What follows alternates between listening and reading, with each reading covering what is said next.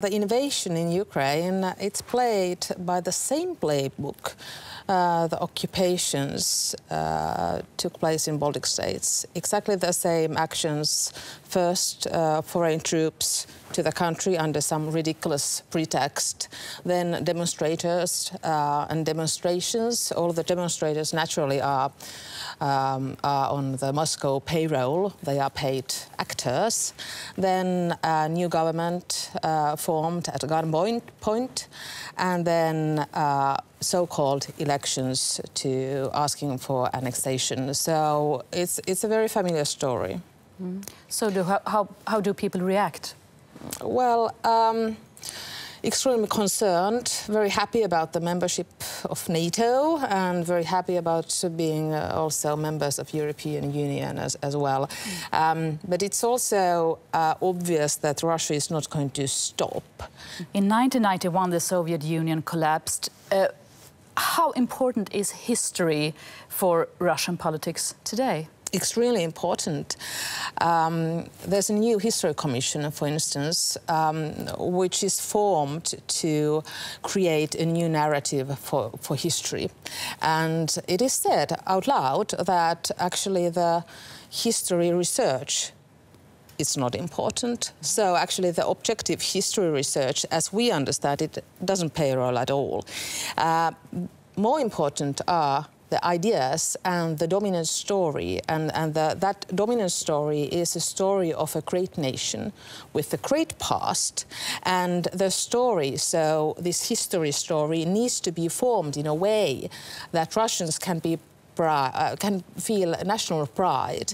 And that means, of course, that, for example, Stalin's purges, they are not in focus. In focus is victories and heroes.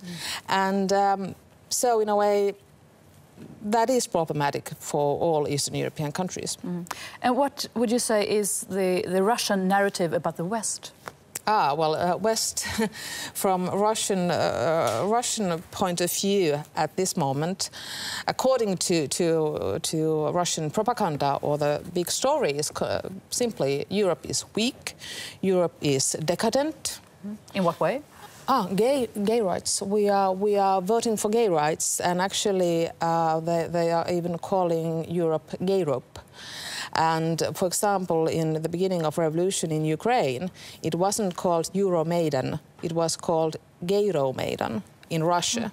So actually the focus on gay rights is, or Putin's crusade against gay rights is also a crusade against Europe and European values. And that means that these are very glued together. We cannot actually separate them. Europe is weak, decadent, gay, somehow undecent from that perspective. Why do you think Vladimir Putin reacted so violently to the Ukrainian revolution? He had invested a lot on Yanukovych and his government, and so he really needed him to stay in power. And sometimes you make mistakes, and I think this was a mistake. In what way? Well, violence is not very popular. But of course, I mean, I'm not sure if he cares at the moment that much. He has a lot of other things in his mind, and besides, at the moment, anyway, in Russian media, they are not actually. They are creating a story where violence is justified and the occupation is justified. And also, we need to bear in mind that Putin needs more popularity, and his job approval has actually risen now. But according to Russia, the population of Crimea is threatened by the new Ukrainian regime. Well, according to Russian propaganda, there are a lot of things that don't exist. So actually, I think we should let Ukrainians tell their own opinions without a threat by Russian troops. What do you think Vladimir Putin wants to achieve? Well, Eurasian Union, and Eurasian Union is, I'm sure, in his dreams is much stronger than European Union, much stronger than United States, for example.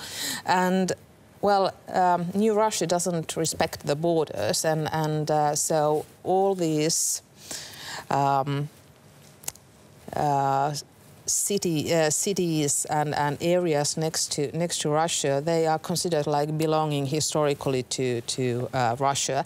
And Russia is, it has always been expansive, colonial state, and we just don't actually get it, because when we think about colonialism, we think about actually like, you know, Africa or something that was, you know, in the past. It doesn't belong to today's world, but Russia has always been. It was already during the Russian Empire, and Soviet Union was as well expansive, and New Russia is expansive. It is in the core of the Russian politics always. How far do you think he wants to go? That's a good question. I'm not sure if he knows that himself even, but he wants to make Russia glorious state. He wants to be and wants to lead that, but. And that means also that he needs to have influence on the other countries. And of course, you know, the cheapest way to influence the other countries is Finlandization. You know, just make them scared and they'll do whatever you want, or intimidate them. Bribes, corrupt them, and they all do whatever you want. So actually, in a way, in that way, you can have the world domination, and you don't even have to, you know, wage hot war. But you can, you know, just, it's enough if you make people scared. And that's why I don't think we should be scared. We just have to, you know, face the facts.